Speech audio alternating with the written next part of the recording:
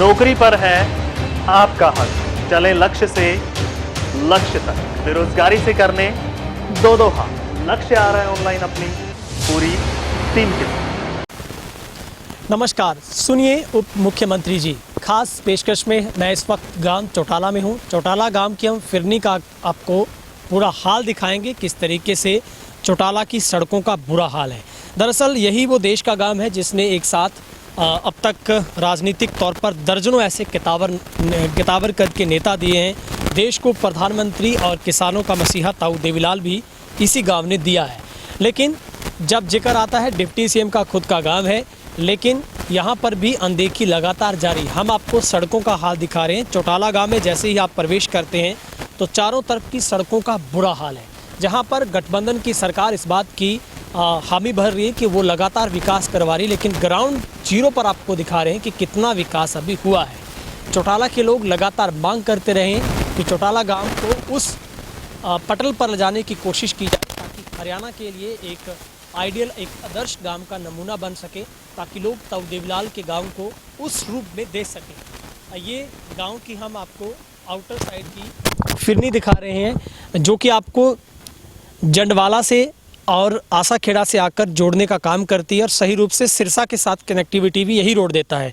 अगर आप गोरीवाला से आते हैं तो जंडवाला के बाद आप अगर आएंगे भारूखेड़ा से सीधे चौटाला के लिए लिंक रोड, तो उस लिंक रोड का भी बुरा हाल है। और अगर चौटाला गांव की फिरनी पर आप आते हैं तो वहां पर भी आप को सामना उन मुसीबतों का करना पड़ेगा मुश्किल से। जैसे ही आप चौटाला हाईवे 54 से उतरकर अगर चौटाला बाईपास करते हैं गांव को, तो ये रास्ता मुश्किल से 5 मिनट का भी नहीं है, लेकिन आपको कम से कम 20 से 25 मिनट का सफ़र इस चौटाला गांव को घूमने में लगाना पड़ेगा, क्योंकि सड़कों का हाल इतना बुरा है कि ये जानलेवा गड्ढे न जाने कब आपके साथ कैसा हादसा हो जाए।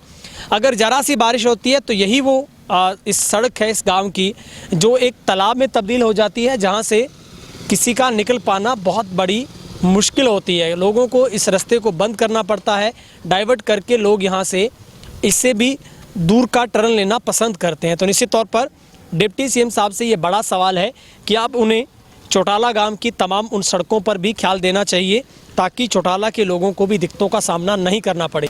ये सड़कों की हालात अब जो मौके पर है, आप देख रहे हैं कि किस तरह से सड़कों की हालात बुरी तरह से खस्ता है। आए दिन यहाँ पे कोई ना कोई रोड एक्सीडेंट होता ही है, जान मान की हानि होती है। जैसे कि आप देख रहे हैं कि हमारे गांव में इतने एमएलए हैं और ये एक राजनीतिक गांव है, उस हिसाब से इस गांव का विकास पूरे भारत देश में नाम होना चाहिए था ऊपर।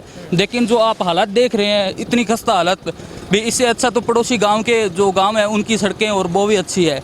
तो आप देख रहे हैं कि कितने खड्डे पड़े हैं, बहुत परेशानी होती है। यहाँ से इतनी दूरी को क्रॉस करते हुए आधा घंटे का समय लग जाता है। डिप्टी सीएम आपके गांव से क्या मांग करते हैं उनसे? मैं डिप्टी सीएम साहब से कहना चाहूँगा कि चौटाला गांव की चारों ओर की जो फिरनी है उसका अच्छे से विकास कराए, उसका सौंदर्यीकरण करवाए, जो कि पूरे हरियाणा प्रदेश में एक ऐसा होना चाहिए कि ये चौधरी देवीलाल जी का गांव है, पैतृक गांव है। तो ऐसा महसूस होना चाहिए पूरे हरियाणा प्रदेश, पूरे भारत देश में ये खबर होनी चाहिए कि चौटाला जो एक गांव है, जो इसका नाम है, वो एक ऊंचे लेवल तक जाए।